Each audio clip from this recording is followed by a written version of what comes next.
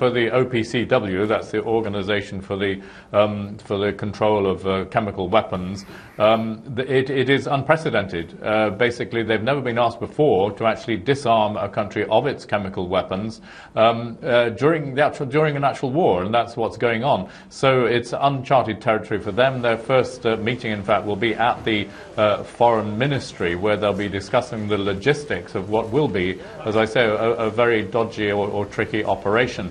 According to the Foreign Minister, 7 out of 19 declared sites are in combat zones, so they may have to, for example, get UN help to negotiate a temporary truce to go into those areas. That's the kind of difficulty they'll be coming up against. Their first job being to kind of verify those sites, assess what the problems are going to be, and then start the business of actually destroying the equipment used to mix the chemicals and put them into weapons, and to destroy the weapons themselves that are used to deliver those deadly chemicals. So that's the first round of tasks, and that should, in theory, be completed this month by November.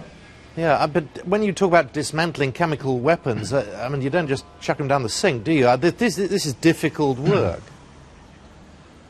Indeed, yes. I mean, that's, in a sense, the easy bit, and in a way, the crucial bit is destroying the mixing equipment and so on, because once that's destroyed, the chemicals, which are separate, the original, the kind of raw materials, as it were, they are inert in themselves, but obviously they have to be moved very, very carefully. So it's going to take at least until the middle of next year for those chemicals, some of them to be taken out of the country and destroyed outside Syria, others to be collected up inside Syria and destroyed there. But I have to say that operation, which is supposed to be finished in the first half of next year, that is not a deadline. It is a target date, because both the Russians and Americans, who basically hammered out this agreement, they know themselves, because they're trying to destroy their own chemical weapon stocks, and it's taking them years longer than they had initially assessed. So if it slides, it may not be the Syrian regime's fault. It may be simply that it's a very tricky operation.